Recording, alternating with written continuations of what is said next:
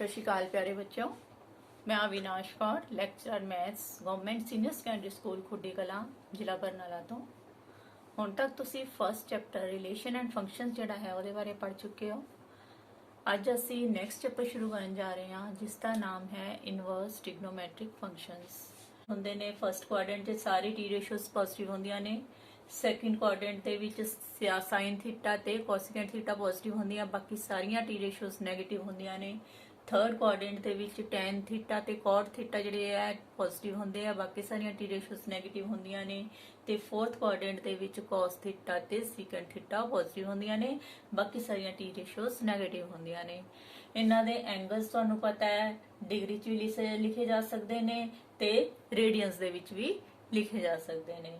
ਅਸੀਂ ਜਿਹੜੇ ਹੈ ਆ ਸਾਰਾ ਚਾਰਟ ਬਣਾਇਆ ਹੈ ਵੀ ਸਾਈਨ ਥੀਟਾ ਦੀਆਂ ਵੈਲਿਊਜ਼ ਕਿਸ ਤਰ੍ਹਾਂ ਵੇਰੀ ਕਰਦੀਆਂ ਨੇ, ਕੋਸ ਥੀਟਾ ਦੀਆਂ ਵੈਲਿਊਜ਼ ਕਿਸ ਤਰ੍ਹਾਂ ਵੇਰੀ ਕਰਦੀਆਂ ਨੇ ਤੇ ਟੈਨ ਥੀਟਾ ਦੀਆਂ ਵੈਲਿਊਜ਼ ਕਿਸ ਤਰ੍ਹਾਂ ਵੇਰੀ ਕਰਦੀਆਂ ਨੇ। ਇੱਧਰਲੇ ਪਾਸੇ ਐਂਗਲ ਦਿੱਤੇ ਹੋਏ ਨੇ। ਤੁਹਾਨੂੰ ਫੰਕਸ਼ਨਸ ਬਾਰੇ ਵੀ ਪਤਾ ਹੈ ਕਿ ਫੰਕਸ਼ਨ ਜਿਹੜੇ ਹੈ ਉਹ 1 1 ਤੇ ਅਗਰ ਔਨ ਟੂ ਅਗਰ ਦੋਨੋਂ ਹੋਣ ਤਾਂ ਹੀ ਉਹਨਾਂ ਦਾ ਇਨਵਰਸ ਜਿਹੜਾ ਹੈ ਐਗਜ਼ਿਸਟ ਕਰਦਾ ਹੈ। ਅਗਰ ਫੰਕਸ਼ਨ 1 1 ਤੇ ਔਨ ਟੂ ਨਾ ਹੋਣ, ਦੋਨਾਂ ਚੋਂ ਇੱਕ ਵੀ ਕੰਡੀਸ਼ਨ ਐਪਲੀਕੇਬਲ ਨਾ ਹੋਏ ਤਾਂ ਫੰਕਸ਼ਨ ਦਾ ਇਨਵਰਸ ਜਿਹੜਾ ਹੈ ਉਹ ਪੋਸੀਬਲ ਨਹੀਂ ਹੈਗਾ। ਇਸ ਗੱਲ ਨੂੰ ਧਿਆਨ 'ਚ ਰੱਖਣਾ ਹੈ। ਉਹਦੇ ਲਈ ਮੈਂ ਤੁਹਾਨੂੰ ਦੱਸਦੀ ਹਾਂ, ਜਿਵੇਂ ਆਪਣੇ ਕੋਲ ਸਪੋਜ਼ ਕਰ ਲਿਆ y sin x ਹੈ, ਫੰਕਸ਼ਨ ਹੈ ਆਪਣੇ ਕੋਲੇ। sin x ਜਿਹੜਾ ਹੈ ਇਹਦੇ ਵਿੱਚ ਅਗਰ ਇਸ ਤਰ੍ਹਾਂ ਲਿਖ ਲਈਏ sin x y ਲਿਖ ਲਈਏ, x ਜਿਹੜੀ ਹੈ ਉਹ ਉਸ ਦੀ ਡੋਮੇਨ ਹੁੰਦੀ ਹੈ ਤੇ y ਜਿਹੜੀ ਹੈ ਉਸ ਦੀ ਰੇਂਜ ਹੁੰਦੀ ਹੈ। ਜੇ ਡੋਮੇਨ ਦੀ ਗੱਲ ਕਰੀਏ, ਸਾਈਨ ਫੰਕਸ਼ਨ ਹੋਏ ਚਾਹੇ cos ਫੰਕਸ਼ਨ ਹੋਏ ਚਾਹੇ ਟੈਨ ਫੰਕਸ਼ਨ ਹੋਏ, ਸਾਰਿਆਂ ਦੇ ਲਈ ਹੀ ਡੋਮੇਨ ਦੇ ਵਿੱਚ ਸਾਈਨ ਤਿੰਨੋਂ ਫੰਕਸ਼ਨ ਲਈ ਡੋਮੇਨ ਜਿਹੜੀ ਹੈ ਕੋਈ ਵੀ ਰੀਅਲ ਵੈਲਿਊ ਹੋ ਸਕਦੀ ਹੈ। ਆਪਾਂ ਕੋਈ ਵੀ ਵੈਲਿਊ ਇਹਦੇ ਵਿੱਚ ਜਿੰਨਾ ਮਰਜ਼ੀ ਐਂਗਲ ਜਿਹੜਾ ਹੈ ਉਹ ਭਰਿਆ ਜਾ ਸਕਦਾ ਹੈਗਾ x ਦੇ ਵਿੱਚ। ਮੀਨਸ ਇਹਦੀ ਡੋਮੇਨ ਜਿਹੜੀ ਹੈ ਸਾਰੀਆਂ ਰੀਅਲ ਵੈਲਿਊਜ਼ ਹੁੰਦੀ ਹੈ। ਤੇ ਅਗਰ ਇਹਦੀ ਰੇਂਜ ਦੀ ਗੱਲ ਕਰੀਏ, ਰੇਂਜ ਮੀਨੇ ਦਾ ਆਨਸਰ ਕਿੰਨਾ ਆਂਦਾ ਭਰ ਕੇ ਸਾਈਨ ਦੀ ਵੈਲਿਊ ਥੀਟਾ ਭਰ ਕੇ ਆਨਸਰ ਕਿੰਨੇ ਆ ਰਹੇ ਆ ਤੁਹਾਡੇ ਆ 0 1/2 1/√2 √3/2 1 ਐਂਡ ਸੋ ਔਨ। ਕਦੀ ਪਲੱਸ ਦੀਆਂ ਕਦੀ ਮਾਈਨਸ ਦੀਆਂ ਵੈਲਿਊਜ਼ ਉਹੀ ਨੇ, ਇਸ ਤਰ੍ਹਾਂ ਰਿਪੀਟ ਹੁੰਦੀਆਂ ਨੇ, ਚਾਹੇ ਐਂਗਲ ਜਿਹੜੇ ਮਰਜ਼ੀ ਕੁਆਡਰੈਂਟ ਵਿੱਚ ਚਲਾ ਜਾਏ, ਚਾਹੇ ਕਿੰਨੀ ਮਰਜ਼ੀ ਵਾਰ ਰਿਵੋਲਵ ਹੋ ਜਾਏ। ਤਾਂ ਇਹਦੇ ਵਿੱਚ ਦੇਖੋ ਆਪਣੇ ਕੋਲੇ ਆਨਸਰ ਵੱਧ ਤੋਂ ਵੱਧ ਮੈਕਸਿਮਮ ਵੈਲਿਊ ਜਿਹੜੀ ਆ 1 ਆ ਰਹੀ ਹੈ ਤੇ ਅਗਰ ਮਿਨੀਮਮ ਵੈਲਿਊ ਦੀ ਗੱਲ ਕਰੀਏ ਤਾਂ ਤੁਹਾਡੇ ਕੋਲੇ -1 ਜਿਹੜੀ ਹੈ ਇੱਥੇ ਮਿਨੀਮਮ ਵੈਲਿਊ ਹੈ। ਇਹਦੀ ਰੇਂਜ ਜਿਹੜੀ ਹੈ -1 ਤੋਂ 1 ਦੇ ਵਿੱਚ ਕਲੋਜ਼ ਇੰਟਰਵਲ ਦੇ ਵਿੱਚ ਲਾਈ ਕਰਦੀ ਹੈ। ਹੁਣ ਤੁਸੀਂ ਦੇਖੋ ਫੰਕਸ਼ਨ ਐਗਜ਼ਿਸਟ ਕਦੋਂ ਕਰੇਗਾ। ਐਗਜ਼ਿਸਟ ਕਰਨਾ ਹੈਗਾ ਉਹਦੇ ਲਈ ਇਧਰਲੇ ਪਾਸੇ ਜਿਹੜੀ ਹੈ ਰੇਂਜ ਕੋਈ ਵੀ ਆਪਣੇ ਕੋਲੇ ਡੋਮੇਨ ਕੋਈ ਵੀ ਲੈ ਲਈਏ, ਆਨਸਰ ਜਿਹੜੇ ਹੈਗੇ ਆ ਇਧਰਲੇ ਪਾਸੇ ਡਿਫਰੈਂਟ ਹੋਣੇ ਚਾਹੀਦੇ ਆ। ਪਰ ਜੇ ਆਪਾਂ ਗੱਲ ਕਰੀਏ ਜਿਵੇਂ ਇੱਥੇ ਸਾਈਨ ਦੀ ਵੈਲਿਊ ਅਗਰ π/6 ਲੈਂਦੇ ਆ ਉਦੋਂ ਵੈਲਿਊ 1/2 ਆਉਂਦੀ ਹੈ। ਉਸ ਤੋਂ ਬਾਅਦ ਅਗਰ ਅਸੀਂ 5π/6 ਲੈਂਦੇ ਤਾਂ ਵੀ ਵੈਲਿਊ 1/2 ਆਈ ਜਾਂਦੀ ਹੈ। ਦੋ ਡਿਫਰੈਂਟ ਵੈਲਿਊਜ਼ ਦੇ ਲਈ ਸੇਮ ਜਿਹੜੀ ਹੈ ਆਨਸਰ ਜਿਹੜਾ ਹੈ ਉਹ ਪੋਸੀਬਲ ਨਹੀਂ ਹੁੰਦਾ ਹੈਗਾ। ਇਸ ਕਰਕੇ ਫੰਕਸ਼ਨ ਜਿਹੜਾ ਇਹ ਮੈਨੀਮਨ ਬਣ ਗਿਆ। ਇਹ ਫੰਕਸ਼ਨ ਦਾ ਇਨਵਰਸ ਜਿਹੜਾ ਹੈ ਐਗਜ਼ਿਸਟ ਨਹੀਂ ਕਰੇਗਾ। ਤਾਂ ਇਹਨੂੰ ਤਾਂ ਆਪਾਂ ਕੀ ਇਹੋ ਜਿਹਾ ਕਰੀਏ ਵੀ ਇਹਦਾ ਫੰਕਸ਼ਨ ਜਿਹੜਾ ਹੈ ਉਸ ਦਾ ਇਨਵਰਸ ਐਗਜ਼ਿਸਟ ਕਰਨ ਲੱਗ ਜਾਏ। ਉਹਦੇ ਲਈ ਤੁਹਾਨੂੰ ਕੀ ਕਰਨਾ ਪਏਗਾ, ਇਹਦੀ x ਦੀ ਵੈਲਿਊ ਨੂੰ ਡੋਮੇਨ ਨੂੰ ਸਾਨੂੰ ਥੋੜੀ ਜਿਹੀ ਰਿਸਟ੍ਰਿਕਸ਼ਨ ਲਗਾਉਣੀ ਪਏਗੀ ਤਾਂ ਜੋ ਵੈਲਿਊਜ਼ ਜਿਹੜੀਆਂ ਨੇ ਰਿਪੀਟ ਨਾ ਕਰਨ। ਤੁਹਾਨੂੰ ਪਤਾ ਹੈ ਸਾਈਨ ਵਾਲੀਆਂ ਵੈਲਿਊਜ਼ ਪਹਿਲੀਆਂ 0 ਤੋਂ ਲੈ ਕੇ π/2 ਤੱਕ ਪਲੱਸ ਦੀਆਂ ਨੇ, π/2 ਤੋਂ ਬਾਅਦ ਅਗਲੀਆਂ ਜਿਹੜੀਆਂ ਵੈਲਿਊਜ਼ π ਤੱਕ ਨੇ ਉਹ ਵੀ ਪਲੱਸ ਦੀਆਂ ਨੇ। ਮਤਲਬ ਆਪਾਂ ਇਹਦੀਆਂ ਵੈਲਿਊਜ਼ ਵਿੱਚ ਨਾ ਲਈਏ। ਉਸ ਤੋਂ ਬਾਅਦ ਆਵਲੀਆਂ ਵੈਲਿਊਜ਼ ਨੈਗੇਟਿਵ ਆ ਰਹੀਆਂ ਨੇ, ਇਹ ਲਈਆਂ ਜਾ ਸਕਦੀਆਂ ਨੇ। ਉਸ ਤੋਂ ਬਾਅਦ ਅਗਲੀਆਂ ਵੈਲਿਊਜ਼ ਆ ਰਹੀਆਂ ਇਹ ਵੀ ਨੈਗੇਟਿਵ ਆ ਰਹੀਆਂ ਨੇ, ਇਹ ਵੀ ਲਈਆਂ ਜਾ ਸਕਦੀਆਂ ਨੇ। ਅਸੀਂ ਇਹਨਾਂ ਨੂੰ ਸਿਮੈਟਰੀ ਬਣਾਉਣ ਦੇ ਲਈ ਆਵਲੀਆਂ ਸਾਰੀਆਂ ਵੈਲਿਊਜ਼ ਪਲੱਸ ਦੀਆਂ ਨੇ, ਆ ਤੁਹਾਡੀਆਂ ਪਲੱਸ ਦੀਆਂ ਨੇ, ਆ ਸਾਰੀਆਂ ਮਾਈਨਸ ਦੀਆਂ ਨੇ, ਆ ਸਾਰੀਆਂ ਮਾਈਨਸ ਦੀਆਂ ਨੇ। ਅਸੀਂ ਇਹਨਾਂ ਨੂੰ ਇਕੱਠਾ ਇੱਕ ਇੰਟਰਵਲ ਲਿਖਣ ਦੇ ਲਈ ਇਹਨਾਂ ਨੂੰ ਤੋੜ ਕੇ ਲਿਖਣ ਦੀ ਬਜਾਏ ਆਪਾਂ ਇਹਨਾਂ ਦੋਨਾਂ ਨੂੰ ਲੈ ਲੈਂਦੇ ਆ। ਇੱਥੇ ਜਿਹੜੀਆਂ ਨੇ ਵੈਲਿਊ ਜਿਹੜੀਆਂ ਨੇ ਸਾਰੀਆਂ ਪਲੱਸ ਦੀਆਂ ਨੇ, ਇੱਧਰ ਸਾਰੀਆਂ ਮਾਈਨਸ ਦੀਆਂ ਨੇ। ਵੈਲਿਊਜ਼ ਜਿਹੜੀਆਂ ਅਲੱਗ-ਅਲੱਗ ਐਂਗਲਸ ਦੇ ਉੱਤੇ ਅਲੱਗ-ਅਲੱਗ ਵੈਲਿਊਜ਼ ਆਣਗੀਆਂ। ਤਾਂ ਤੁਸੀਂ ਇਹ ਵਾਲਾ ਜਿਹੜਾ ਹੈ ਤੁਹਾਨੂੰ ਪਤਾ ਇੱਥੇ ਐਂਗਲ 0 ਡਿਗਰੀ ਹੈ। ਅਗਰ ਇੱਧਰ ਲੈਂਦੇ ਆ ਐਂਗਲ π/2 ਹੈ। ਅਗਰ ਇਹਦੇ ਐਂਟੀ ਕਲੌਕਵਾਈਜ਼ ਚੱਲਾਂਗੇ ਤਾਂ ਐਂਗਲ ਜਿਹੜਾ ਹੈ ਇੱਥੇ ਮਾਈਨਸ ਦਾ π/2 ਹੋਏਗਾ। ਤਾਂ ਅਸੀਂ ਇੱਥੋਂ ਤੋਂ ਲੈ ਕੇ ਇੱਥੇ ਤੱਕ ਵੈਲਿਊਜ਼ -π/2 ਤੋਂ ਲੈ ਕੇ ਕਿੱਥੇ ਤੱਕ ਵੈਲਿਊਜ਼ ਆ ਗਈਆਂ ਐਂਗਲ ਦੀਆਂ π/2 ਤੱਕ। ਅਸੀਂ ਇਸ ਦੇ ਡੋਮੇਨ ਨੂੰ ਸਾਰੀਆਂ ਰੀਅਲ ਵੈਲਿਊਜ਼ ਨੂੰ ਨਾ ਲੈ ਕੇ ਇੱਥੇ ਰਿਸਟ੍ਰਿਕਸ਼ਨ ਲਾਤੀ। ਅਸੀਂ ਵੈਲਿਊਜ਼ ਲੈ ਲੀਆਂ -π/2 ਤੋਂ π/2 ਤੱਕ। ਇੰਨੀ ਗੱਲ ਸਮਝ ਆ ਗਈ। ਹੁਣ ਦੇਖੋ ਇਹ ਰਿਸਟ੍ਰਿਕਸ਼ਨ ਲਾਉਣ ਦੇ ਨਾਲ ਕੀ ਹੋਇਆ, ਕੋਈ ਵੀ ਵੈਲਿਊ ਰਿਪੀਟ ਨਹੀਂ ਕਰੇਗੀ, ਇਹਦੀ ਸਾਰੀਆਂ ਵੈਲਿਊਜ਼ ਡਿਫਰੈਂਟ ਹੋਣਗੀਆਂ। ਫੰਕਸ਼ਨ ਦਾ ਇਨਵਰਸ ਜਿਹੜਾ ਹੈ ਐਗਜ਼ਿਸਟ ਕਰ ਜਾਏਗਾ। ਤਾਂ ਆਪਾਂ ਇਹ ਵਾਲੇ ਫੰਕਸ਼ਨ ਦਾ ਅਗਰ ਇਨਵਰਸ ਕਰਨਾ ਚਾਹੀਏ ਤਾਂ ਉਹ ਆ ਜਾਏਗਾ ਤੁਹਾਡੇ ਕੋਲੇ sin inverse y x। Inverse exist ਕਰ ਗਿਆ। ਇੱਕ ਚੀਜ਼ ਹੋਰ ਹੁੰਦੀ ਹੈ ਇਹਦੇ ਵਿੱਚ, ਜਿਹੜਾ ਇਸ ਫੰਕਸ਼ਨ ਦਾ ਜਿਹੜਾ ਸੀਗਾ ਡੋਮੇਨ ਸੀ, ਡੋਮੇਨ x ਸੀ ਤੇ ਰੇਂਜ y ਸੀ, ਤੇ ਜਦੋਂ ਇਨਵਰਸ ਲਿਆ ਤਾਂ y ਜਿਹੜੀ ਹੈ ਉਹ ਬਣ ਜਾਂਦੀ ਹੈ ਡੋਮੇਨ ਤੇ x ਜਿਹੜਾ ਹੈ ਉਹ ਬਣ ਜਾਂਦੀ ਹੈ ਰੇਂਜ। ਤਾਂ ਤੁਸੀਂ ਹੁਣ ਦੇਖੋ ਜਿਹੜੀ ਚੀਜ਼ ਆਪਣੇ ਕੋਲੇ ਇਹਦੀ ਰੇਂਜ ਸੀ ਉਹ ਇਹਦਾ ਡੋਮੇਨ ਬਣ ਗਈ, ਤੇ ਜਿਹੜੀ ਇਹਦਾ ਡੋਮੇਨ ਸੀਗੀ ਆਵਲੀ ਡੋਮੇਨ ਜਿਹੜੀ ਆਪਾਂ ਰਿਸਟ੍ਰਿਕਟ ਕੀਤੀ ਆ ਉਹ ਇਹਦੀ ਬਣ ਜਾਏਗੀ ਰੇਂਜ। ਗੱਲ ਸਮਝ ਆਈ ਤੁਹਾਨੂੰ ਕਿ ਆਪਣੇ ਕੋਲੇ ਉਲਟੇ ਹੋ ਜਾਂਦੇ ਨੇ ਰਿਸਟ੍ਰਿਕਸ਼ਨ ਲਗਾਉਣ ਦੇ ਨਾਲ। ਡੋਮੇਨ ਜਿਹੜੀ ਆ ਉਹ ਰੇਂਜ ਬਣ ਜਾਂਦੀ ਹੈ, ਰੇਂਜ ਜਿਹੜੀ ਆ ਉਹ ਡੋਮੇਨ ਬਣ ਜਾਂਦੀ ਹੈ, ਤੇ ਫੰਕਸ਼ਨ ਦਾ ਇਨਵਰਸ ਜਿਹੜਾ ਹੈ ਉਹ ਐਗਜ਼ਿਸਟ ਕਰ ਜਾਂਦਾ ਹੈ ਇਸ ਰਿਸਟ੍ਰਿਕਸ਼ਨ ਨੂੰ ਲਗਾਉਣ ਦੇ ਨਾਲ। ਤਾਂ ਹੁਣ ਯਾਦ ਰੱਖਣਾ ਹੈ ਤੁਸੀਂ, ਅਗਰ ਕੋਈ ਤੁਹਾਡੇ ਕੋਲ ਫੰਕਸ਼ਨ ਦਿੱਤਾ ਹੋਇਆ ਹੈ sin ਇਨਵਰਸ x ਦੇ ਇਕੁਅਲ ਹੈ, sin ਇਨਵਰਸ x ਜਿਹੜਾ ਫੰਕਸ਼ਨ ਹੈ ਤਾਂ ਉਹਦਾ ਡੋਮੇਨ ਕੀ ਹੋਏਗਾ -1 ਤੋਂ 1 ਕਲੋਜ਼ਡ ਇੰਟਰਵਲ, ਤੇ ਰੇਂਜ ਕੀ ਹੋਏਗੀ -π/2 ਤੋਂ π/2 ਤੱਕ।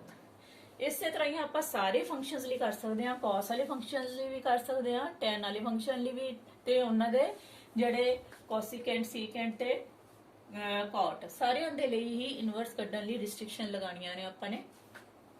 cos ਇਨਵਰਸ x ਕੱਢਣ ਲਈ ਕੀ ਰਿਸਟ੍ਰਿਕਸ਼ਨ ਲੱਗੀ ਹੈ, ਇਸ ਦੇ cos x ਦਾ ਜਿਹੜਾ ਡੋਮੇਨ ਸੀ ਉਹਨੂੰ ਆਪਾਂ ਨੇ ਰਿਸਟ੍ਰਿਕਟ ਕਰਤਾ 0 ਤੋਂ ਲੈ ਕੇ π ਤੱਕ। 0 ਤੋਂ ਲੈ ਕੇ π ਤੱਕ ਕਿਉਂ ਕੀਤਾ, 0 ਤੋਂ ਲੈ ਕੇ π ਤੱਕ ਆਪਣੇ ਕੋਲੇ ਸਾਰੀਆਂ ਵੈਲਿਊਜ਼ ਡਿਫਰੈਂਟ ਨੇ। ਇੱਥੇ ਤੱਕ ਦੇਖੋ ਆ ਪਲੱਸ ਦੀਆਂ ਵੈਲਿਊਜ਼ ਸੀ, ਇੱਥੇ ਤੱਕ ਆਪਣੇ ਕੋਲ ਨੈਗੇਟਿਵ ਵੈਲਿਊਜ਼ ਨੇ, ਇੱਥੇ π ਤੱਕ ਤੁਹਾਡੇ ਕੋਲੇ ਸਾਰੀਆਂ ਵੈਲਿਊਜ਼ ਜਿਹੜੀਆਂ ਨੇ ਇੱਥੇ ਤੱਕ ਡਿਫਰੈਂਟ ਨੇ ਤੁਹਾਡੀਆਂ। ਤਾਂ ਇਹਦਾ ਮਤਲਬ 0 ਤੋਂ π ਤੱਕ ਇਹਦੀਆਂ ਸਾਰੀਆਂ ਵੈਲਿਊਜ਼ ਅਲੱਗ ਨੇ ਤੇ ਇਹਦਾ ਇਨਵਰਸ ਐਗਜ਼ਿਸਟ ਕਰੂਗਾ ਇੱਥੇ। ਇਸ ਕਰਕੇ ਜਿਹੜਾ ਇਹਦਾ ਡੋਮੇਨ ਬਣਿਆ ਸੀ cos x ਦਾ ਉਹ ਇਹਦੀ ਰੇਂਜ ਬਣ ਗਈ 0 ਤੋਂ π। ਤਾਂ ਇਹਦੀ ਰੇਂਜ ਜਿਹੜੀ ਹੈ ਰਿਸਟ੍ਰਿਕਟ ਹੋ ਗਈ 0 ਤੋਂ π ਤੱਕ, ਤੇ ਡੋਮੇਨ ਤੇ ਸਾਰੀਆਂ ਰੀਅਲ ਵੈਲਿਊਜ਼ ਸਾਰੀਆਂ ਵੈਲਿਊਜ਼ ਆ ਜਾਣਗੀਆਂ -1 ਤੋਂ ਲੈ ਕੇ 1 ਤੱਕ ਸਾਰੀਆਂ ਵੈਲਿਊਜ਼ ਪੋਸੀਬਲ ਨੇ। ਉਸੇ ਤਰ੍ਹਾਂ ਹੀ ਆਪਾਂ ਕੋਸਿਕੈਂਟ ਇਨਵਰਸ x ਦੀ ਗੱਲ ਕਰਦੇ ਹਾਂ। ਕੋਸਿਕੈਂਟ ਇਨਵਰਸ x ਜਿਹੜਾ ਹੈ ਤੁਹਾਡੇ ਕੋਲੇ y ਦੇ ਇਕੁਅਲ ਹੁੰਦਾ ਹੈ। ਇਹਦੇ ਵਿੱਚ ਅਗਰ ਡੋਮੇਨ ਦੀ ਗੱਲ ਕਰੀਏ ਤਾਂ ਇਹਦੇ ਵਿੱਚ ਸਾਰੀਆਂ ਰੀਅਲ ਵੈਲਿਊਜ਼ ਹੋਣਗੀਆਂ ਸਿਰਫ -1 ਤੇ 1 ਨੂੰ ਛੱਡ ਕੇ, ਪਰ ਰੇਂਜ ਜਿਹੜੀ ਹੈ ਰੇਂਜ ਇਹਦੇ ਵਿੱਚ ਉਹੀ ਲਾਂਗੇ ਜਿਹੜੀ ਆਪਾਂ ਸਾਈਨ ਵਾਲੀ ਲਈ ਸੀਗੀ -π/2 ਤੋਂ π/2 ਕਲੋਜ਼ਡ ਇੰਟਰਵਲ। ਇਹਦੇ ਚ ਇੱਕ ਐਕਸੈਪਸ਼ਨਲ ਕੇਸ ਹੈ, ਇਹਦੇ ਵਿੱਚ 0 ਜਿਹੜੀ ਹੈ ਵਿੱਚ ਇਨਕਲੂਡ ਨਹੀਂ ਕਰਨੀ। ਇਹਦਾ ਕਾਰਨ ਹੈ 0 ਕਿਉਂ ਨਹੀਂ ਕਰਨੀ, ਤੁਹਾਡੇ ਕੋਲ ਆ ਚੀਜ਼ ਜਿਹੜੀ ਹੈ ਕੋਸਿਕੈਂਟ x ਦਿੱਤਾ ਹੋਇਆ ਇਕੁਅਲ ਟੂ y ਹੈ, ਇਹਨੂੰ ਉੱਧਰ ਲੈ ਜਾਾਂਗੇ ਤਾਂ y ਇਜ਼ ਇਕੁਅਲ ਟੂ ਆ ਜਾਊਗਾ cosecant x is equal to cosecant y ਆ ਗਿਆ। x ਕੋਸਿਕੈਂਟ y ਕਿਹਦਾ ਉਲਟਾ ਹੁੰਦਾ ਸਾਈਨ y ਦਾ। ਹੁਣ ਅਗਰ ਆਪਣੇ ਕੋਲੇ y ਦੀ ਵੈਲਿਊ ਅਗਰ 0 ਲੈ ਲੈਣੇ ਹੋ ਤਾਂ ਇਹ ਅਨਡਿਫਾਈਨਡ ਹੋ ਜਾਏਗਾ ਜੀ, y ਇਕੁਅਲ ਟੂ 0 ਤੇ ਇਹ ਅਨਡਿਫਾਈਨਡ ਹੋਏਗਾ। ਇਸ ਕਰਕੇ ਆਪਣੇ ਕੋਲੇ 0 ਜਿਹੜਾ ਇੱਥੇ ਪੋਸੀਬਲ ਨਹੀਂ ਹੈ, ਇਸ ਕਰਕੇ ਇਹਦੇ ਤੋਂ 0 ਜਿਹੜਾ ਹੈ ਮਾਈਨਸ ਕਰਤਾ, ਕੱਢਤਾ। ਸੈਕੰਡ ਇਨਵਰਸ x ਅਗਰ ਫੰਕਸ਼ਨ ਦਿੱਤਾ ਹੋਇਆ ਤਾਂ ਉਹਦਾ ਡੋਮੇਨ ਵੀ ਸਾਰੀਆਂ ਰੀਅਲ ਵੈਲਿਊਜ਼ ਹੋਣਗੀਆਂ ਸਿਰਫ -1 ਤੋਂ 1 ਤੱਕ ਦੀਆਂ ਵੈਲਿਊਜ਼ ਨੂੰ ਛੱਡ ਕੇ। ਰੇਂਜ ਇਹਦੀ ਜਿਹੜੀ ਹੈ ਸੈਕੰਡਲੀ cos ਵਾਲੀ ਹੁੰਦੀ ਹੈ, 0 ਤੋਂ π ਹੁੰਦੀ ਹੈ ਕਲੋਜ਼ ਇੰਟਰਵਲ, ਪਰ ਇਹਦੇ ਵਿੱਚ -π/2 ਛੱਡਣਾ। ਸੇਮ ਉਸੇ ਤਰ੍ਹਾਂ ਹੀ ਸਟੈਪ ਹੈ, ਜਿਵੇਂ ਇਹਦੇ ਵਿੱਚ 0 ਐਗਜ਼ਿਸਟ ਨਹੀਂ ਕਰਦਾ, ਇਹਦੇ ਵਿੱਚ ਅਗਰ π/2 ਹੋ ਗਿਆ ਤਾਂ ਫੰਕਸ਼ਨ ਅਨਡਿਫਾਈਨਡ ਹੋ ਜਾਏਗਾ। ਇਸ ਕਰਕੇ ਇਹਦੇ ਚੋਂ π/2 ਜਿਹੜਾ ਹੈ ਛੋੜ ਦੇਣਾ ਹੈ, ਬਾਕੀ ਸਾਰੀਆਂ ਵੈਲਿਊਜ਼ ਹੋਣਗੀਆਂ। tan ਇਨਵਰਸ x ਦੇ ਲਈ ਵੀ ਡੋਮੇਨ ਜਿਹੜਾ ਹੈ ਸਾਰੀਆਂ ਰੀਅਲ ਵੈਲਿਊਜ਼ ਹੋਣਗੀਆਂ। ਰੇਂਜ ਜਿਹੜੀ ਹੈ ਇਹਨਾਂ ਚ ਕਲੋਜ਼ਡ ਇੰਟਰਵਲ ਸੀ, ਇਹਦੇ ਵਿੱਚ ਓਪਨ ਇੰਟਰਵਲ ਹੈ -π/2 ਤੋਂ π/2। cot ਇਨਵਰਸ x ਜਿਹੜਾ ਹੈ ਉਹ ਜਿਹੜਾ ਹੈ ਜਿਵੇਂ cos x ਦੀ ਸੀ 0 ਤੋਂ π ਸੀ, ਇਹਦੇ ਚ ਕਲੋਜ਼ਡ ਇੰਟਰਵਲ ਸੀ, ਇਹਦੇ ਚ ਹੁੰਦਾ ਓਪਨ ਇੰਟਰਵਲ 0 ਤੋਂ π। ਡੋਮੇਨ 'ਚ ਸਾਰੀਆਂ ਰੀਅਲ ਵੈਲਿਊਜ਼ ਹੋਣਗੀਆਂ। ਇਹ ਡੋਮੇਨ ਤੇ ਇਹ ਰੇਂਜ, ਇਹਨਾਂ ਦਾ ਟੇਬਲ ਐਜ਼ ਇਟ ਇਜ਼ ਤੁਸੀਂ ਯਾਦ ਕਰ ਲੈਣਾ। ਟੇਬਲ ਨੂੰ ਯਾਦ ਕਰਨ ਤੋਂ ਬਾਅਦ ਤੁਸੀਂ ਇਸ ਤੇ ਕੁਐਸਚਨ ਜਿਹੜੇ ਹੈ, ਹੁਣ ਦੇਖੋ ਅਸੀਂ ਐਕਸਰਸਾਈਜ਼ ਦੇ ਕੁਐਸਚਨ ਕਰ ਰਹੇ ਹਾਂ। ਹੁਣ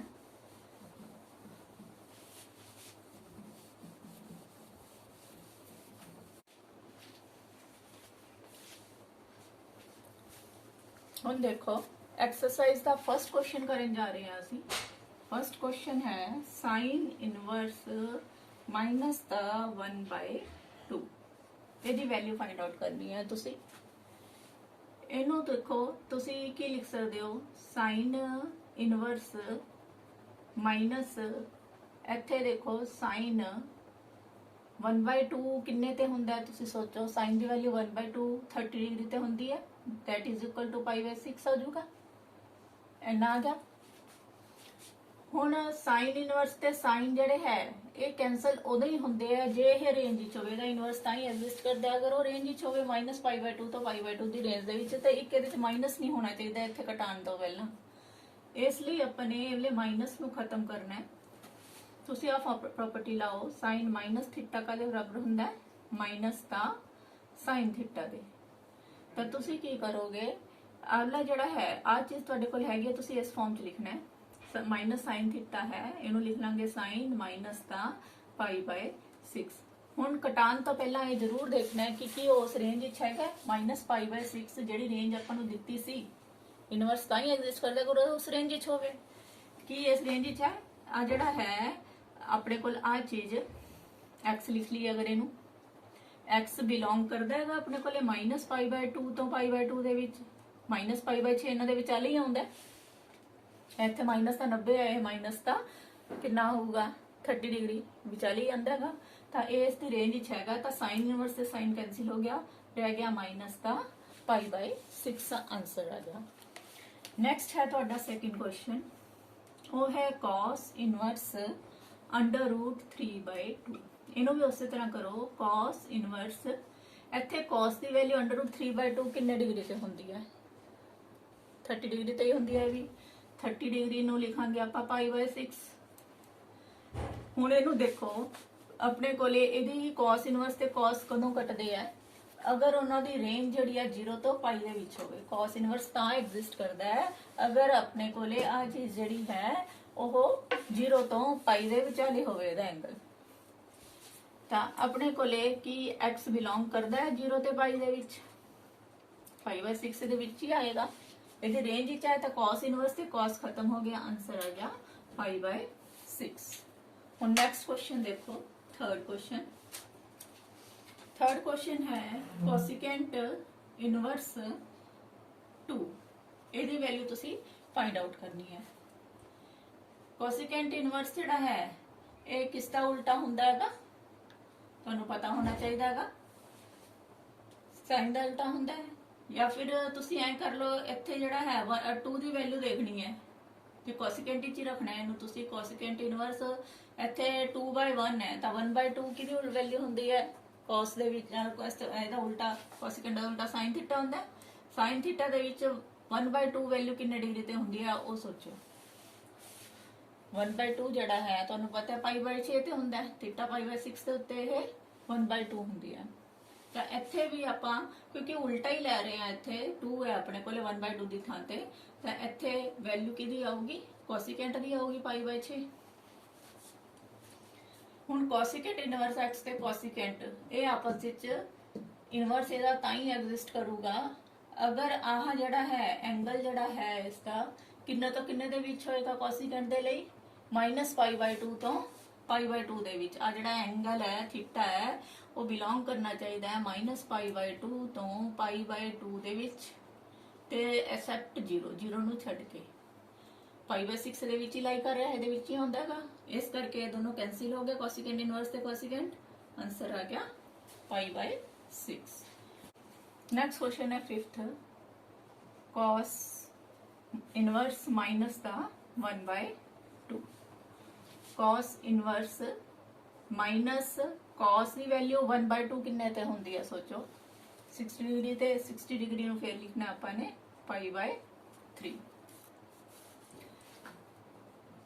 cos ਇਨਵਰਸ ਹੁਣ cos ਵਾਲਿਆਂ ਦੇ ਵਿੱਚ ਦੇਖੋ ਮਾਈਨਸ ਜਿਹੜਾ ਜਿਵੇਂ sin ਚ ਆਪਾਂ ਕੀਤਾ ਸੀਗਾ sin minus theta is equal to minus sin theta ਹੁੰਦਾ ਹੈ tan ਦੇ ਵਿੱਚ ਕੀਤਾ ਸੀ ਤੁਸੀਂ tan minus theta is equal to minus tan theta ਹੁੰਦੀ ਹੈ ਪਰ cos ਮਾਈਨਸ ਥੀਟਾ ਜਿਹੜਾ ਹੈ ਤੁਹਾਨੂੰ ਯਾਦ ਹੋਣਾ ਹੈ ਉਹ cos ਥੀਟਾ ਹੀ ਹੁੰਦਾ ਹੈ ਪੋਜ਼ਿਟਿਵ ਹੀ ਹੁੰਦਾ ਹੈ ਤਾਂ ਇਹਦੇ ਵਿੱਚ ਆਪਾਂ ਨੂੰ ਕੀ ਕਰਨਾ ਪਊਗਾ cos ਤੁਹਾਨੂੰ ਪਾਈ ਮਾਈਨਸ ਥੀਟਾ ਜਿਹੜਾ ਹੈ क्योंकि ये सैकेंड कोऑर्डिनेट चला गया उत्थे cos वाला नेगेटिव होंदा है ये माइनस दा cos थीटा होंदा है cos वालियां च तुसी याद रखना है कि जदों भी तुसी माइनस नु अंदर लेके जाना है माइनस cos थीटा है माइनस नु तुसी अंदर लेके जाना है सीधा माइनस अंदर नहीं जाएगा ਇਹਦੇ ਵਿੱਚ ਤੁਸੀਂ cos पाई माइनस थीटा करा करोगे हमेशा cos वालियां दे विच cos अपने कोल आ गया ये पाई माइनस थीटा की है अपने कोल पाई बाय 3 ये स्टेप समझ आया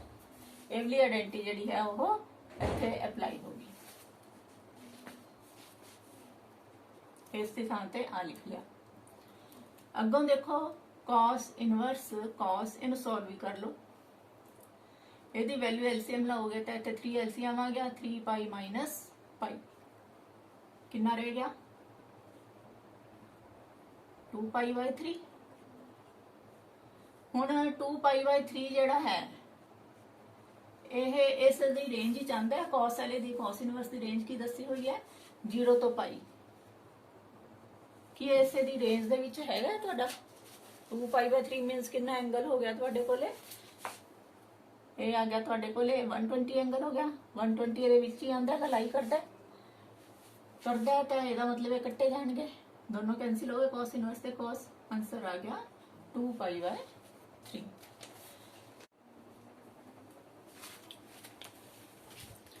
तो 7th क्वेश्चन है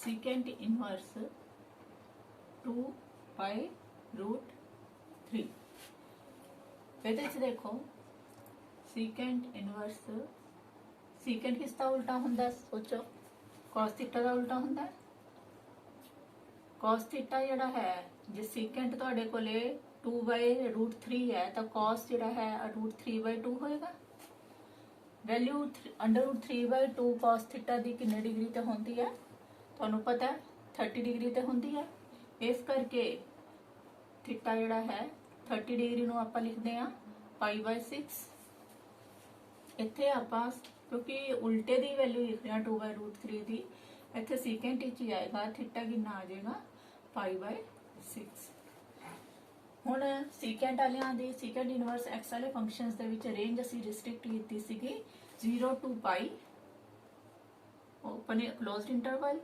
सिर्फ π/2 ਨੂੰ ਵਿੱਚੋਂ ਛੋੜਨਾ ਹੈ ਹੁਣ ਤੁਸੀਂ ਦੇਖ ਲਓ ਇਹ 0 ਤੋਂ π ਦੇ ਵਿੱਚ ਹੀ ਲਾਈ ਕਰ ਰਿਹਾ π/6 π/2 ਤਾਂ ਨਹੀਂ ਵਿੱਚ ਆ ਰਿਹਾਗਾ ਆਪਣੇ ਕੋਲੇ ਇਹ ਜਿਹੜਾ ਹੈ ਇਸੇ ਰੇਂਜ ਦੇ ਵਿੱਚ ਲਾਈ ਕਰ ਰਿਹਾ ਹੈਗਾ ਆਪਣਾ ਜਿਹੜੀ ਰੇਂਜ ਆਪਣੇ ਕੋਲ ਚਾਹੀਦੀ ਸੀ π/6 ਜਿਹੜਾ ਹੈ ਉਸ ਦੇ ਵਿੱਚ ਲਾਈ ਹੋ ਰਿਹਾ ਹੈਗਾ ਤਾਂ ਇਹ secant ਇਨਵਰਸ ਤੇ secant ਆਪਸ ਵਿੱਚ ਕੈਨਸਲ ਹੋ ਜਾਏਗਾ ਤਾਂ ਆਨਸਰ ਆ ਜਾਏਗਾ π/6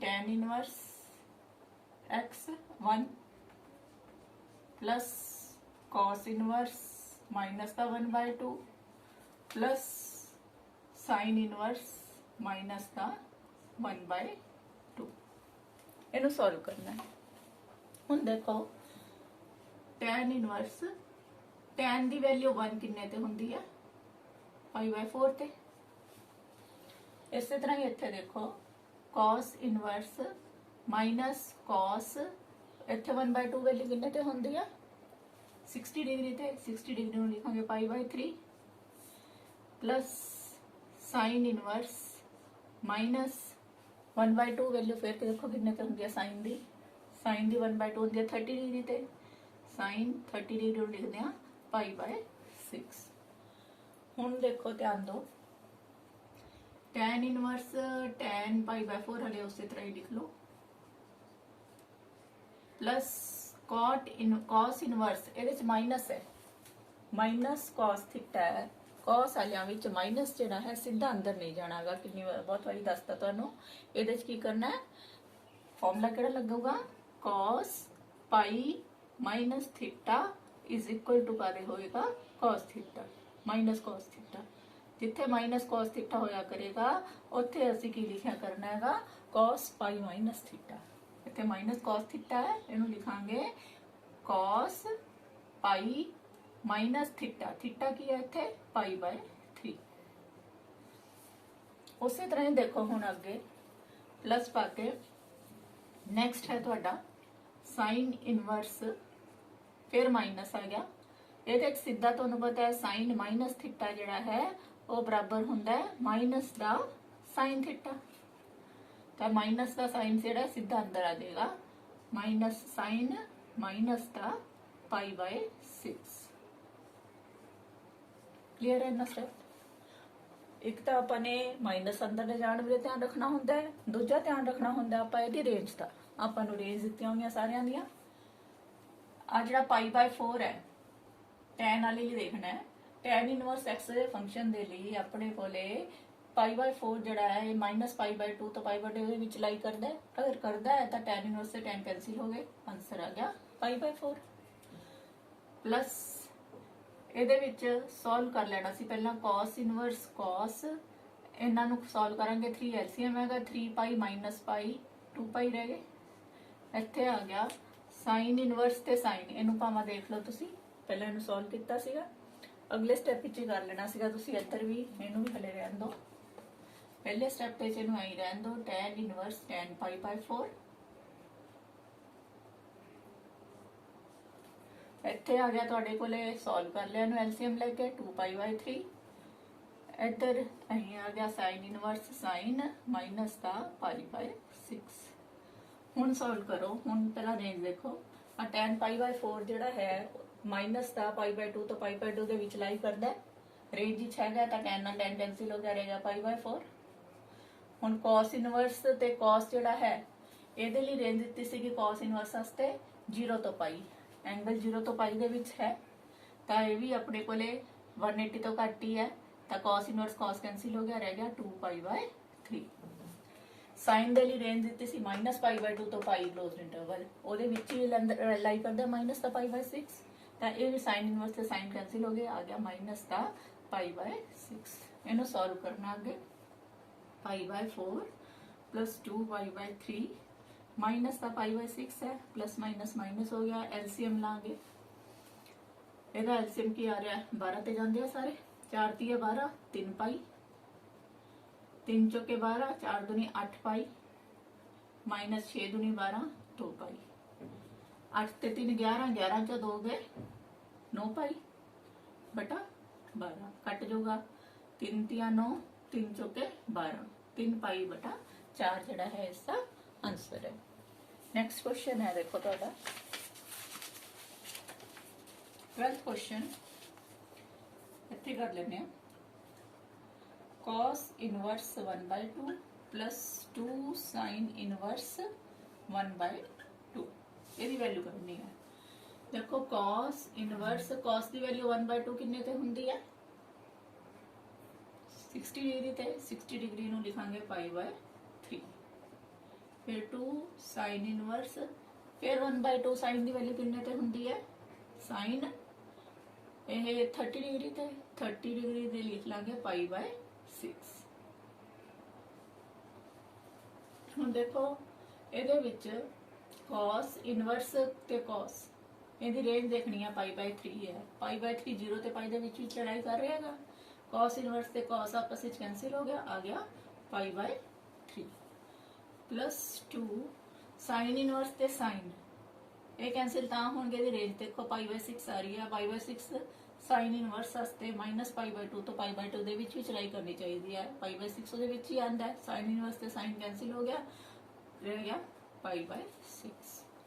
ये आ गया पाई बाय 3 प्लस इत्थे कैंसिल हो गया कट के फिर पाई बाय 3 दोनों ਨੂੰ ऐड करांगे 3 एलसीएम आ गया पाई प्लस पाई कितना बन गया 2 पाई। ये इसका आंसर है। नेक्स्ट देखो ऑप्शनल क्वेश्चन ने दोनों y is equal to sine inverse x sine inverse x ਇਹਦੇ ਵਿੱਚ ਤੁਸੀਂ y ਦੀ ਵੈਲਿਊ ਦੇਖਣੀ ਆ। y ਦਿੱਤੀ ਹੋਈਆਂ ਸਾਰੀਆਂ ਕਿ y ਜਿਹੜਾ ਹੈ ਉਹ ਕੀ ਹੋਏਗਾ, ਆ ਤਾਂ ਹੋਏਗਾ ਡੋमेन ਉਸਦਾ, ਆ ਚੀਜ਼ ਹੋਏਗੀ ਉਸਦੀ y ਜਿਹੜਾ ਹੈ ਹੋਏਗਾ रेंज। ਜਿਹੜੀ ਆ ਵੀ ਚੀਜ਼ ਹੁੰਦੀ ਆ ਡੋਮੇਨ ਹੁੰਦੀ ਆ, ਰੇਂਜ ਹੁੰਦੀ ਹੈ। ਸਾਈਨ ਇਨਵਰਸ ਵਾਲਿਆਂ ਦੀ ਰੇਂਜ ਯਾਦ ਕਰੋ, ਤੁਹਾਨੂੰ ਕੀ ਕਰਾਈ ਸੀ। ਸਾਈਨ ਇਨਵਰਸ ਵਾਲਿਆਂ ਦੀ ਰੇਂਜ ਜਿਹੜੀ ਹੈ ਤੁਹਾਨੂੰ ਕਰਾਈ ਸੀਗੀ -π/2 ਤੋਂ π/2 ਕਲੋਜ਼ਡ ਇੰਟਰਵਲ। ਤਾਂ -π/2 ਤੋਂ π/2 ਵਾਲਾ ਆਣਾ ਦੋ ਨੇ, -π/2 ਤੋਂ π/2 ਵਾਲੇ ਦੋ ਨੇ। ਇਹਨਾਂ ਚ ਇੱਕ ਇਕੁਅਲ ਟੂ ਦਾ ਸਾਈਨ ਆ ਰਿਹਾ, ਇੱਕ ਇਕੁਅਲ ਟੂ ਦਾ ਸਾਈਨ ਨਹੀਂ ਆ ਰਿਹਾ। ਤਾਂ ਕਿਹੜਾ ਆਊਗਾ, ਕਿਉਂਕਿ ਕਲੋਜ਼ਡ ਇੰਟਰਵਲ ਹੈ ਤਾਂ ਇਸ ਕਰਕੇ ਜਿਹਦੇ ਸਾਈਨ ਇਕੁਅਲ ਟੂ ਦਾ ਆ ਰਿਹਾ ਹੈਗਾ ਵੀ ਆਪਣੇ ਕੋਲ π/2 -π/2 ਤੇ π/2 ਵਿੱਚ ਲੈਣੇ ਨੇ। ਤਾਂ ਇਹਦਾ ਕਰੈਕਟ ਆਪਸ਼ਨ ਜਿਹੜਾ ਹੈ ਉਹ B ਹੈ। ਉਸੇ ਤਰ੍ਹਾਂ 14th ਕੁਐਸਚਨ ਹੈ ਤੁਹਾਡਾ, ਲਾਸਟ ਕੁਐਸਚਨ ਹੈ ਇਸ ਐਕਸਰਸਾਈਜ਼ ਦਾ। tan inverse √3 minus secant inverse minus ਦਾ 2 ਇਕੁਅਲ ਟੂ, ਇਹ ਜੋ ਵੀ ਆਪਸ਼ਨ ਦਿੱਤੀਆਂ ਹੋਈਆਂ ਹੈ। A ਆਪਸ਼ਨ ਦਿੱਤੀ ਹੋਈ ਹੈ ਤੁਹਾਨੂੰ ਪਾਈ ਹੈ, B ਆਪਸ਼ਨ ਦਿੱਤੀ ਹੋਈ ਹੈ ਮਾਈਨਸ ਦਾ π/3 ਹੈ, C ਆਪਸ਼ਨ ਦਿੱਤੀ ਹੋਈ ਹੈ ਤੁਹਾਨੂੰ π/3 ਹੈ ਐਂਡ D ਆਪਸ਼ਨ ਦਿੱਤੀ ਹੋਈ ਹੈ 2π/3 ਹੈ। ਇਹਨੂੰ ਸੋਲਵ ਕਰਨਾ ਹੈ ਤੁਸੀਂ। tan ਇਨਵਰਸ √3 ਹੈ, tan ਦੀ ਵੈਲਿਊ ਦੇਖੋ, tan ਨਾਲ tan ਘਟਾਉਣਾ ਚਾਹੁੰਦੇ ਹਾਂ। √3 ਕਿੰਨੇ ਡਿਗਰੀ ਤੇ ਹੁੰਦਾ ਹੈਗਾ, 60 ਡਿਗਰੀ ਤੇ ਹੁੰਦਾ ਹੈ। 60 ਡਿਗਰੀ ਦੀ ਵੈਲਿਊ ਕਿੰਨੀ ਹੋਗੀ, π/3 minus secant inverse minus secant ਦਾ ਉਲਟਾ ਜਿਹੜਾ ਹੈ, secant ਕਿਹਦਾ ਉਲਟਾ ਹੁੰਦਾ, cos ਦਾ। cos ਥੀਟਾ ਦੀ ਉਲਟਾ ਇੱਥੇ 1/2 ਹੈ, ਇਹਦਾ 2 ਦਾ ਉਲਟਾ 1/2 ਹੁੰਦਾ। ਤੁਹਾਨੂੰ secant ਹੈ ਨਾ, secant ਵਿੱਚ ਲਿਖਣਾ ਚਾਹੁੰਦੇ ਆ ਤਾਂ cos ਦੇਖ ਲਿਆ ਆਪਾਂ ਨੇ, ਉਹਦਾ ਉਲਟਾ ਤੇ ਇੱਥੇ ਵੀ ਉਲਟਾ ਲੈ ਲਿਆ। ਕਿੰਨੇ ਦੇ ਉੱਤੇ 1/2 ਹੁੰਦਾ ਹੈ, 60 ਡਿਗਰੀ ਤੇ। 60 ਡਿਗਰੀ ਮਤਲਬ π/3 ਤੇ। ਤਾਂ ਇੱਥੇ ਐਂਗਲ ਕਿਹੜਾ ਲਿਖੋਗੇ, secant ਦੀ ਫਾਰਮ 'ਚ ਲਿਖਣਾ ਹੈ ਤਾਂ ਇਹ ਆ ਜਾਊਗਾ secant π/3, ਕਿਉਂਕਿ ਵੈਲਿਊ ਆਪਾਂ 1/2 ਦੀ ਚੈੱਕ ਕੀਤੀ ਸੀ, ਚਾਹੀਦੀ ਆਪਾਂ ਨੂੰ 2 ਦੀ ਸੀ, ਤਾਂ ਕਰਕੇ ਆਪਾਂ ਨੇ secant ਵਿੱਚ ਲਿਖ ਲਿਆ। ਹੁਣ tan ਇਨਵਰਸ ਤੇ tan π/3 ਦੇਖੋ, tan ਇਨਵਰਸ ਦੀ ਰੇਂਜ ਕੀ ਦਿੱਤੀ ਹੋਈ ਸੀ, -π/2 ਤੋਂ π/2, ਉਸੇ ਰੇਂਜ ਵਿੱਚ ਆ ਰਿਹਾ π/3। ਤਾਂ tan ਇਨਵਰਸ ਤੇ tan ਸਿੱਧਾ ਕੈਂਸਿਲ ਹੋ ਗਿਆ, π/3। ਇਹਦੇ ਵਿੱਚ ਮਾਈਨਸ secant ਇਨਵਰਸ, ਹੁਣ secant ਵਾਲਾ ਤੁਹਾਨੂੰ ਦੱਸਿਆ ਸੀ cos ਵਾਲਾ, cos ਮਾਈਨਸ ਥੀਟਾ ਜਿਹੜਾ ਹੈ ਉਹ ਵੀ cos ਥੀਟਾ ਹੁੰਦਾ ਹੈ, ਤੇ cos ਦਾ ਉਲਟਾ ਜਿਹੜਾ ਹੁੰਦਾ ਹੈ secant ਮਾਈਨਸ ਥੀਟਾ, ਉਹ ਵੀ ਪਲੱਸ ਦਾ ਹੀ ਹੁੰਦਾ ਹੈ, secant ਥੀਟਾ। ਇਹਨਾਂ ਦੋਨਾਂ 'ਚ ਥੀਟਾ ਜਿਹੜਾ ਹੈ ਸਿੱਧਾ ਅੰਦਰ ਨਹੀਂ ਜਾਣਾ, ਇਹਨਾਂ 'ਚ ਅੰਦਰ ਲੈ ਕੇ ਜਾਣ ਲਈ ਕੀ ਕਰਨਾ ਪੈਂਦਾ ਆਪਾਂ ਨੂੰ, ਇਹਦੇ 'ਚ ਹੀ ਉਸੇ ਤਰ੍ਹਾਂ ਹੀ ਕਰਾਂਗੇ ਜਿਵੇਂ cos ਕੀਤਾ ਸੀ। secant ਪਾਈ ਮਾਈਨਸ ਥੀਟਾ ਕਰ ਲਓ, ਸੈਕਿੰਡ ਕੁਆਡਰੈਂਟ ਵਿੱਚ ਚਲਾ ਜਾਊਗਾ, ਉੱਥੇ ਇਹ ਮਾਈਨਸ ਦਾ secant ਥੀਟਾ ਹੁੰਦਾ ਹੈ। ਹੁਣ ਆ ਚੀਜ਼ ਲਾਓ ਇੱਥੇ, ਇਹ ਆ ਗਿਆ secant ਦਾ ਮਾਈਨਸ ਨੂੰ ਅੰਦਰ ਲੈ ਕੇ ਜਾਣਾ ਹੈ, ਪਾਈ ਮਾਈਨਸ π/3 ਹੋ ਗਿਆ। ਇੱਥੇ π/3 ਆ ਗਿਆ, ਮਾਈਨਸ ਇੱਥੇ ਆ ਗਿਆ secant ਇਨਵਰਸ secant ਪਾਈ ਮਾਈਨਸ π/3, ਐਲਸੀਐਮ ਲਾਂਗੇ 3 ਮਾਈਨਸ 3π ਮਾਈਨਸ 1π 2π। ਹੁਣ 2π/3 secant ਵਾਲੇ 'ਚ secant ਇਨਵਰਸ ਦੀ ਰੇਂਜ ਦਿੱਤੀ ਹੋਈ ਸੀ ਆ ਵਾਲੀ, ਵੀ 0 ਤੋਂ π ਹੋਵੇ ਸਾਰੇ ਕਲੋਜ਼ ਇੰਟਰਵਲ ਦੇ ਵਿੱਚ, π/2 ਨਾ ਹੋਏ ਵਿੱਚ, ਉਸੇ ਰੇਂਜ ਵਿੱਚ ਆ ਰਿਹਾ ਆਪਣੇ ਕੋਲ ਉਸੇ ਇਹਦੇ 'ਚ। ਤਾਂ secant ਇਨਵਰਸ ਤੇ secant ਆਪਸ ਵਿੱਚ ਕੈਂਸਲ ਹੋ ਜਾਊਗਾ, ਆ π/3 ਤਾਂ ਸੀਗਾ ਹੀ, ਮਾਈਨਸ secant ਇਨਵਰਸ ਤੇ secant ਕੈਂਸਲ ਹੋ ਕੇ ਰਹਿ ਗਿਆ 2π/3। ਇਹਦਾ ਐਲਸੀਐਮ ਲਾਂਗੇ, 3 ਐਲਸੀਐਮ ਆਊਗਾ, ਪਾਈ ਮਾਈਨਸ 2π ਕਿੰਨੇ ਰਹਿ ਗਏ, ਮਾਈਨਸ ਦਾ 1π ਰਹਿ ਜਾਓ ਇੱਥੇ, -π/3। ਤਾਂ ਕਿਹੜਾ ਆਪਸ਼ਨ ਸਹੀ ਹੈ, B ਆਪਸ਼ਨ ਤੁਹਾਡਾ ਇਸ ਦਾ ਆਨਸਰ ਹੈ। ਇਸ ਦੇ ਨਾਲ ਹੀ ਤੁਹਾਡੀ ਫਸਟ ਐਕਸਰਸਾਈਜ਼ ਜਿਹੜੀ ਹੈ ਕੰਪਲੀਟ ਹੁੰਦੀ ਹੈ। Thank you.